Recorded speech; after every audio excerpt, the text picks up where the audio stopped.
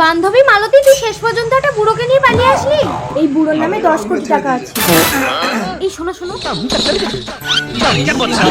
ধনা, এরা সবাই তোমাকে বুড়োই ভেবেছে। আসলে আমি যে পালিয়ে বিয়ে করব বলে তোমাকে বুড়ো সাজিয়েছি, ওরা কেউ জানে। তুমি আমার বান্ধবীর বাড়িতে থাকো, আমি বাড়ি থেকে পরিস্থিতি দেখে এসে তোমাকে নিয়ে যাবো। সম্পদ, তোমাকে বুড়ো সাজিয়ে আমার বান্ধবীর বুড়োর সাথে পাল্টে নেবো। তুমি পরপুরুষের ঘর করবে? টেনশন করছো কেন? বুড়ো বেশি দিন লাস্টিং করবে না। বুড়ো মরে গেলে 10 কোটি আমার, তখন তুমি চলে আসবে। হ্যাঁ, সবসময় এইভাবেই বুড়ো সেজে থাকবে। দেখো, কিছু বউ বিছানায় পেয়ে যেন যৌবন দেখিও না, তাহলে আমার বান্ধবী কিন্তু ধরে ফেলবে। কি জানতো না। এই নাও, বান্ধবী তোমাকে দেখার আগেই এই পাউডারটা বান্ধবীর চোখে মেরে দেবে। মালতীর থেকে আমি বেশি তোমাকে আদর করবো, তুমি আমার ঘর করো। মালতীর কি হবে? আমি তো আছি।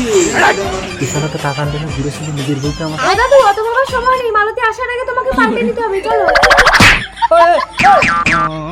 ওই বুড়ো, কিছু করবি না বলে দিচ্ছি। কি হয়েছে ধনা? চালাই ওরে বাবারে, আমি তো চোখে কিছু দেখতে পাচ্ছি না। তোমাকে এত কচি কচি দেখাচ্ছে কেন? আমার উপরটা বুড়ো হলেও ভেতরটা তো কচি। হ্যাঁ হ্যাঁ, জানি জানি, চলো বাড়িতে মা মেনে নিয়ে আসবে। মা, এই মাকে প্রণাম করো, প্রণাম করো। থাক বাবা, আমার নিচু হলে তোমার কোমরে লাগে।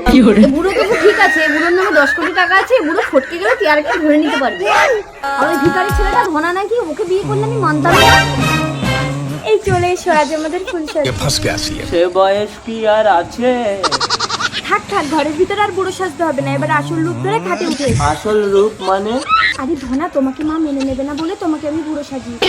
হ্যাঁ, ধনা বুড়ো না, তার মানে তো আমার বউয়ের ব্যবস্থা করে দিয়েছে। ধনা, যে ভয়টা পাচ্ছিলাম সেটাই তো হলো। তুমি বাবা হতে চলেছো সম্পদ। আমি না, ওই শালা ভিখারি ধনাই সর্বনাশটা করেছে। অবশ্য তার কি দোষ? তোমারই তো বেশি লোক। আমি সব জানি, গরিব ধনাকে মালতী মেনে নেবে না বলে বুড়ো সাজে 10 কোটি টাকার গল্প দিয়েছে। মালতী? ধনা, তাই আমি মালতীকে ছুঁয়ে প্রতিজ্ঞা করেছি, মালতীকে ছাড়া এই জীবনে আমি কাউকে স্পর্শ করবো না।